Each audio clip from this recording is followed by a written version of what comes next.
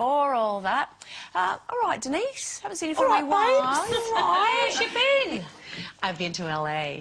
Oh. No, I did. I know. I did a lovely job for GMTV with your old sparring partner, Carla Romano. Yes. And we did a sort of Thelma and Louise trip up across America.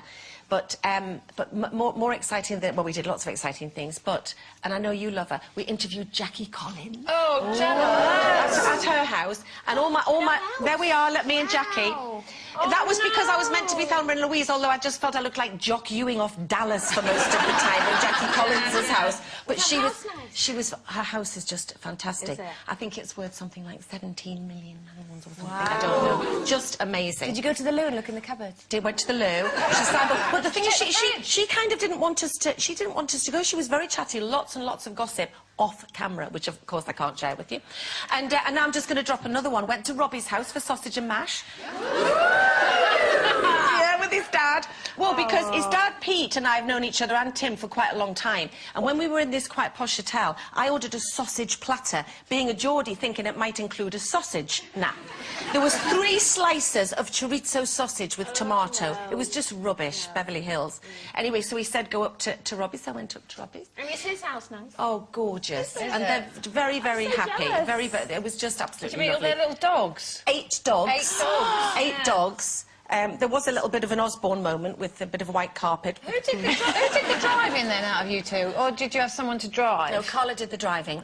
Well, you can imagine me doing the driving. Absolutely terrified. There was absolutely no chance. But the other little highlight, just before... Keep it smooth, and bring it in the ear. But the other highlight was, because of my children's obsession with Michael Jackson, Louis had a Michael Jackson party for his 9th birthday, which Colleen came to with Kira, and Matthew's grown up loving Michael Jackson. We went to Neverland, which really is now no more than just a gate. I mean, they've even taken the Neverland off. There it is, at the gate. Me burst into tears.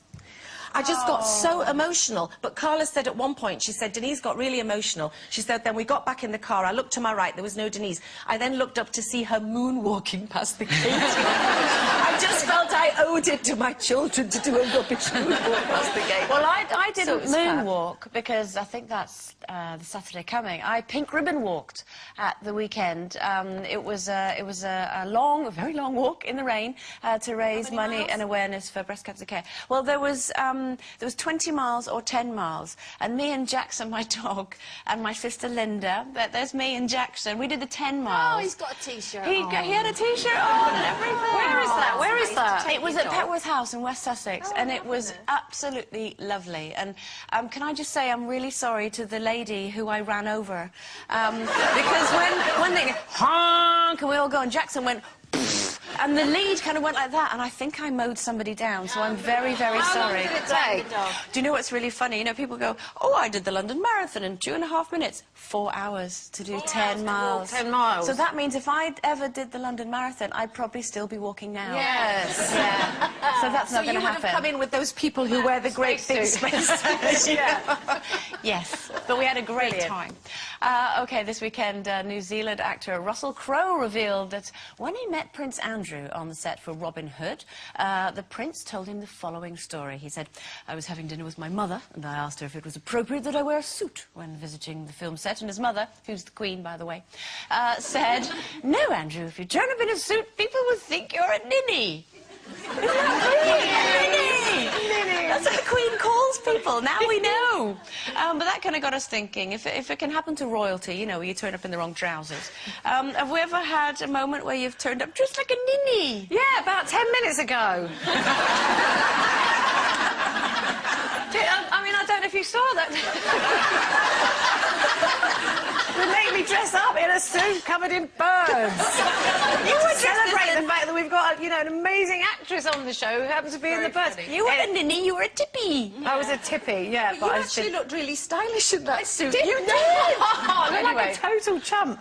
Ninny, that's right. No, do you know, I don't know, because I'm not very self-aware when it comes to what I look like sometimes, because I've been looking at old photos, and I have to say What about wearing that big sort of Del Boy coat when we were on the red carpet going to those awards. And we turned round. Carol was Del Boy in like a sort of sheepskin car salesman coat going, all right, mate, on the red carpet when everyone else is in their evening dresses. No, but I just don't care about that. I was cold and I didn't want to be cold. But, you know, in my life, I've got photographs of me looking not just a ninny, I mean, just absolutely outrageously awful. And it's so... You didn't at the time, No, though. no. I did. Did you? I did. Right, I once went to a pop gig and I actually looked like, dressed like a court jester. Do you know what I mean? Like a minstrel. You know, with like, with like this tabard thing on. Was it in the 80s? Because Marilyn was very into all that sort of thing. It was in the 80s. And I was a punk rocker as well. And I used to have an office job where I used to have to wear office clothes. And then I had this hair that was shaved all over here with 10 long bits hanging down there with a suit on. I mean, I just look ridiculous. Yeah, not good. I think I was always... When I was at school, I was a ninny, because my mum just... I was just always about a year and a half behind what I should have been. So when I was at school, the skirts went below your knee. But mine was just covering my knicker line.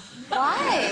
They didn't fit your clothes because they were hand-me-downs. They were hand-me-downs, or they had to last me for the whole of my school life, so it just got shorter and shorter. Yeah. So See, now you'd be really cool. Yeah. Now I'd be cool, because it is, but, you know, but now my mother would have me in an ankle one. If you look at... Oh, and I've done it with Kira. I made Kira complete ninny because I didn't read the letter home. And I brought her to school in her uniform. She looked very smart with her tie and that, but it was own clothes day. Oh, I've done that. So, anyway, I shoved her in the school office and ran home and got her proper clothes and brought them back. But I felt she looked at me like, how could you? Well, talking of children, it's more because of what I did with Matthew, which he still quotes. As years and years and years ago, Tim was working in Australia, and we went out there, and Matthew was about 2.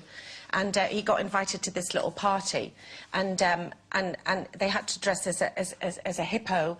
So I made this whole, I was really proud of myself, made this whole thing with this nose, with this grey nose that went out here, and these hand things like these, and these sort of horns like this, a hippo. We walked in, and it was a hippie party. And all the other kids had bands round their fingers, and he went, "Why am I dressed as a hippo?"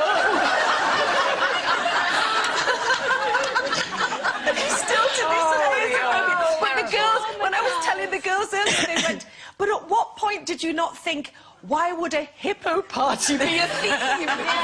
Didn't question it. Didn't question it. No, I would. I know I'm notorious for that, for not reading things properly or what have you. Poor Steve, I made him turn up in black tie to a really casual event. Everyone thought he was a waiter. Oh, he's still not forgiven me.